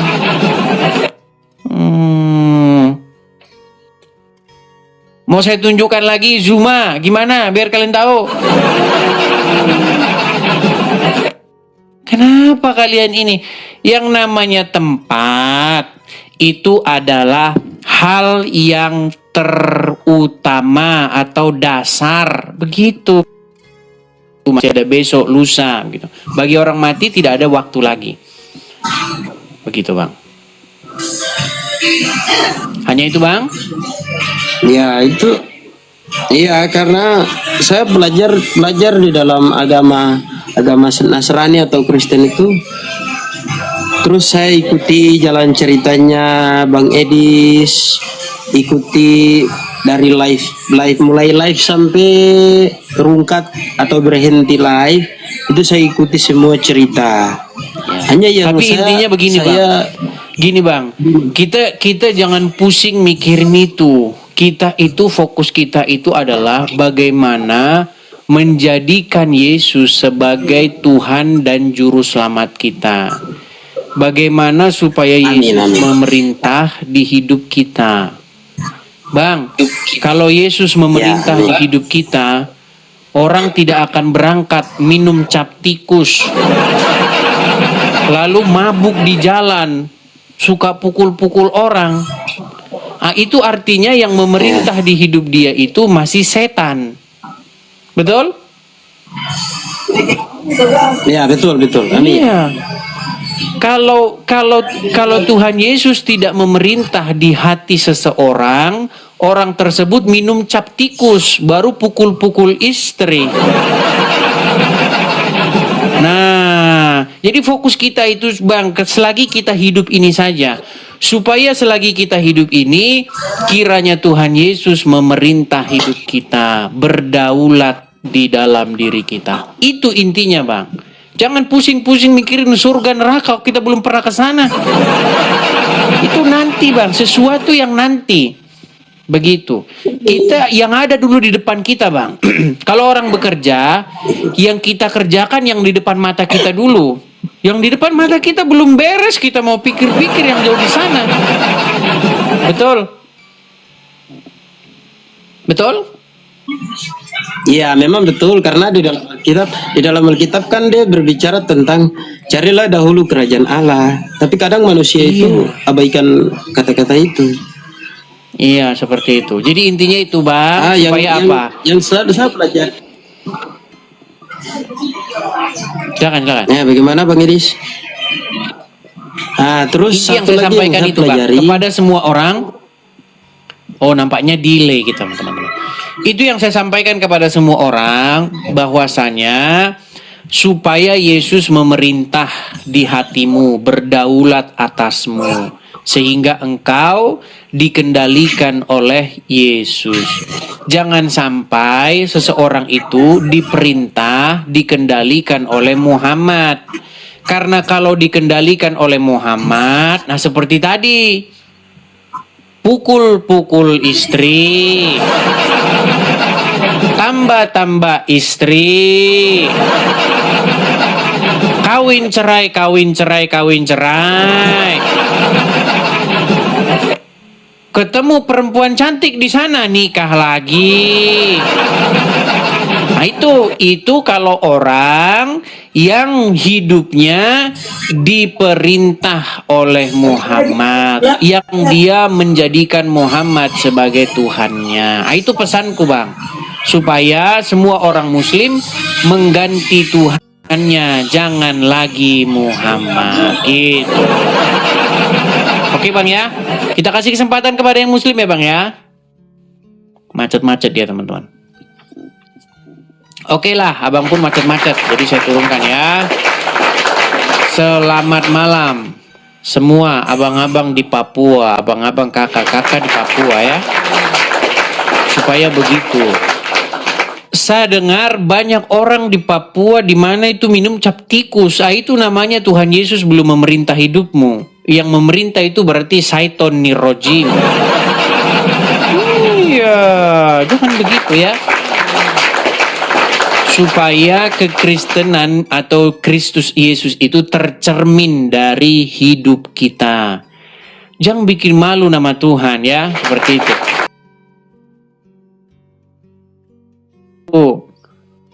Kecuali Edis TV mau bikin hal-hal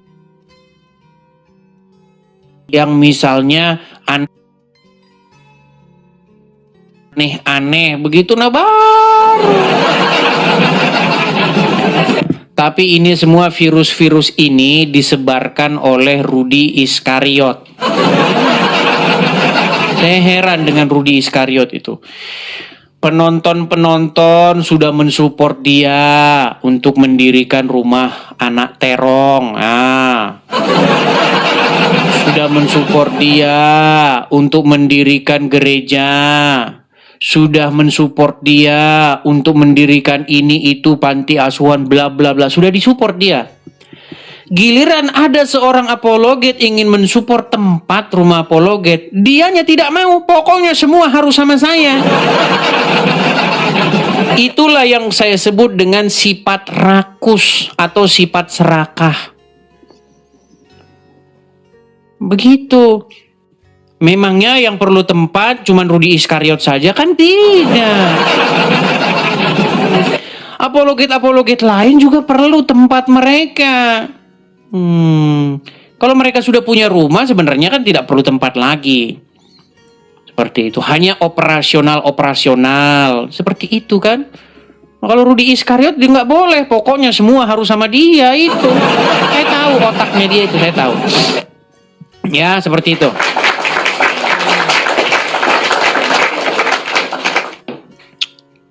Jadi teman-teman, bagi teman-teman ya yang mau mempertanyakan rumah apologet bla bla bla, Bang, mana ini Bang kok nggak jadi-jadi? Begini, masalahnya itu harganya itu memang tidak seperti harga di Konoha teman-teman. Harganya itu mahal. Untuk kualitas yang sama di Indonesia, harganya sudah berkali-kali lipat. Gitu teman-teman. Jadi rumah yang sama, misalnya di Indonesia itu misalnya Rp1.000, nah di sini itu bisa Rp2.000 atau Rp3.000, begitu. Bisa 2 atau 3 kali lipatnya lebih mahal. Makanya lama seperti itu, ya. Nah, bagi teman-teman yang tergerak hati ingin mensupport rumah apologet itu, teman-teman supaya jadi. Teman-teman, mari teman-teman support di sini ya. Saya ada program seperti itu. Semoga rumah apologet kita segera terwujud begitu. Mudah-mudahan nggak sampai bulan Desember, mudah-mudahan November ini sudah rampung begitu. Makanya teman-teman support. Apalagi yang support saja tidak pernah mau tanya-tanya. Seperti Rudi Iskariot, seperak pun dia tidak pernah support. Tetapi tanya-tanya mana batu bata. Gimana sih? Orang support saja tidak pernah. Gimana ya? Silakan teman-teman bisa tangkap layar, screenshot di situ teman-teman. Nanti teman-teman ada berkat berlebih, teman-teman bisa support di situ ya. Mari teman-teman. Sampai saat ini teman-teman Edis TV atau saya Edis Sidabutar teman-teman belum punya tempat begitu teman-teman. Mari kita sukseskan supaya saya Edis TV itu punya tempat yang saya sebut dengan rumah apologet seperti itu. Ya. Iya. Oke, saya balikan lagi kamera saya. Sedikit sebelum kita lanjutkan lagi ya. Sedikit sebelum kita lanjutkan. Biar teman-teman tahu nih kronologis peristiwanya. Saya ceritakan satu kali lagi. Ini iseng-iseng karena dia menyinggung-nyinggung tadi kan. Jadi semua itu berawal dari ketika saya sedang live seperti ini. Waktu itu kurang lebih ditonton ya sekitar 20-an ribu orang. Waktu saya sedang live, masuklah anak Batak alias Rudi Simamora. Sama-sama Rudi namanya ya. Ngomong sama saya bahwa dia itu minta tolong diurus kasus hukumnya. Dia minta tolong kasus hukum loh ya. Saya perlu mau buat banding ke Mahkamah Agung, bla bla bla bla kata dia.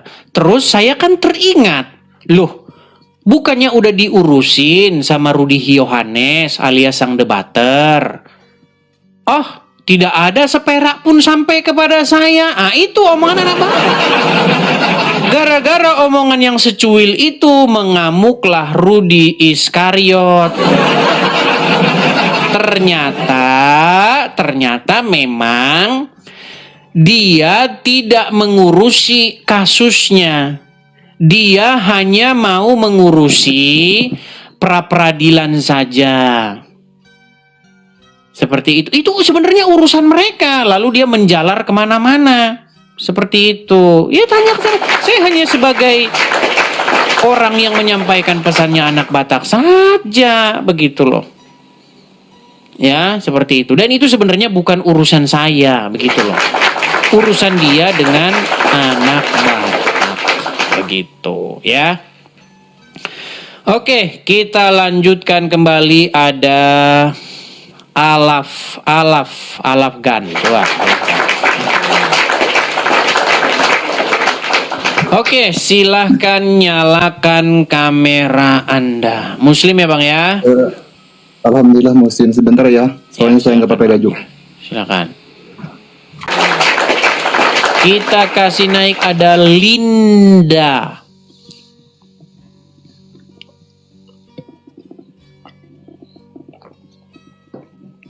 Ya Linda. Iya Muhammad itu hanya disebut 4 kali di dalam Al-Quran. Itu menunjukkan bahwa dia bukan orang penting di dalam Al-Quran. Yang paling banyak disebutkan di dalam Al-Quran itu adalah Musa. Musa yang paling banyak disebutkan dalam Al-Quran. Ya silakan. Linda nyalakan kamera Anda. Saudari Linda. Saya turunkan ya. Turunkan. Silakan. Yang muslim yang mau naik, ingin berdiskusi, ingin berdebat, ingin membantah, silakan. Saya kasih naik ada, sebentar ya. Saya pilih dulu ini ya, yang kira-kira dari namanya ini kira-kira berkualitas. Sebentar. Edis TF. Wow, Edis TF. Saking mereka ini siriknya sama saya itu. Sirik bener sama saya. Sampai segitunya kalian itu sirik sama saya. Mana tadi Edis TF? Maksudnya Edis TF itu maksudnya Edis transfer. Sirik mereka ini. Susah hati mereka, gundah gulana, menderita.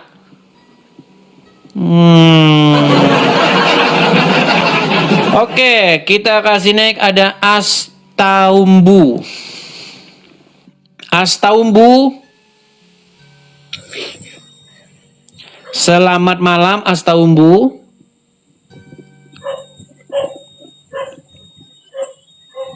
Oke, Astaumbu saya turunkan dulu. Saya lanjutkan yang lain. Kita kasih naik ada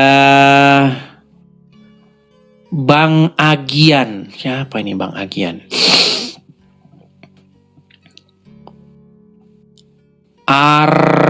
Arnur Galai. Ya, Arnur Galai, silakan nyalakan kamera Anda. Arnur Galai. Halo? Halo. Ya, halo. Ya, silakan nyalakan kamera Arnur Galai. Anda mengajukan permintaan naik, apa tujuannya? Silakan nyalakan kamera. Sorry Bang, sorry. Salah PC nanti tadi. Baik, saya turunkan ya. Coba jangan salah pencet terus ya, biar nggak mengganggu ya teman-teman ya. Teman-teman sekalian, kalau misalnya kalian menonton Edis TV, pastikan kalian itu jangan salah pencet-pencet. Jangan asal-asal kau penceti semua. Ya, ibarat kata kalian ini masuk ke dalam ruang kabin pesawat. Kau pencet-pencet ada tombol, pencet. Jangan begitu teman-teman ya. Ya, tolong ya. Dilihat saja ya.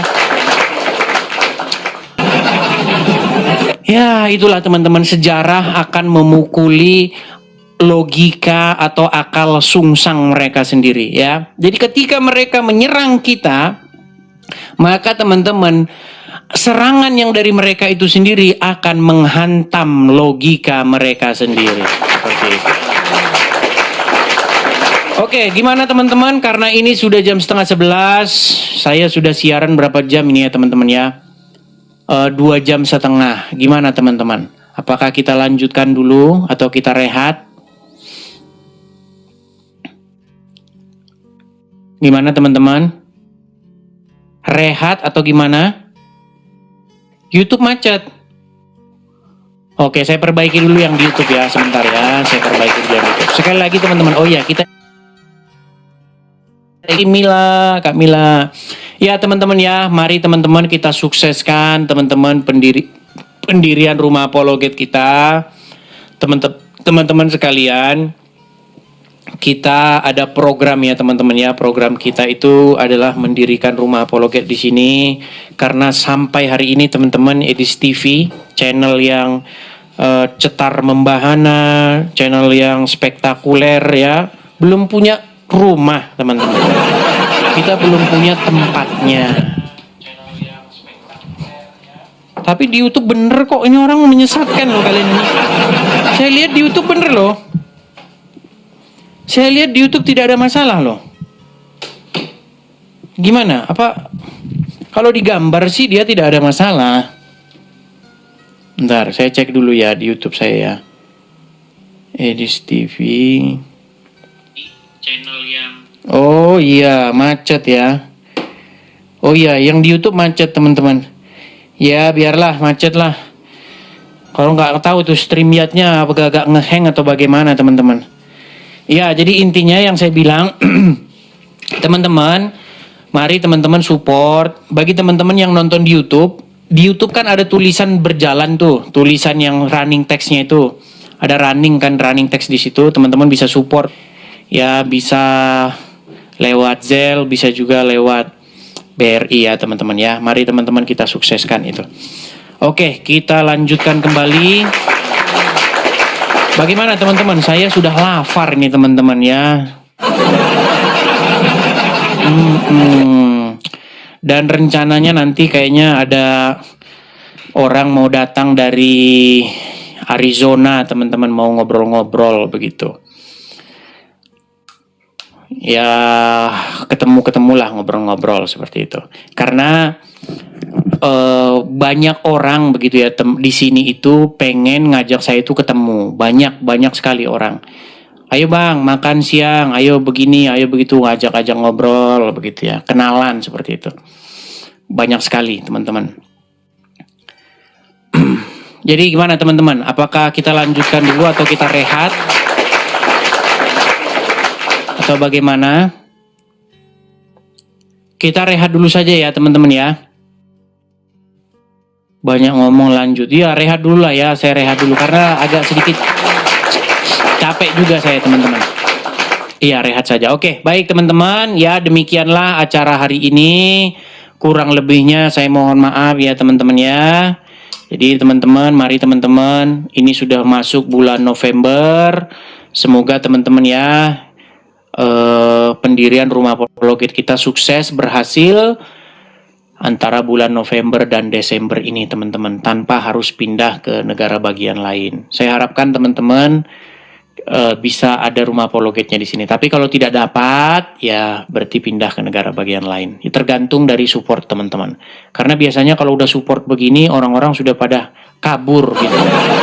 Tapi tidak masalah teman-teman, bagi yang mampu saja ya, seperti itu. Oke, saya rasa itu saja teman-teman. Tuhan Yesus kiranya memberkati kita semua. Shalom, sampai jumpa kembali. Selamat malam di Indonesia. Selamat beristirahat. Selamat beristirahat.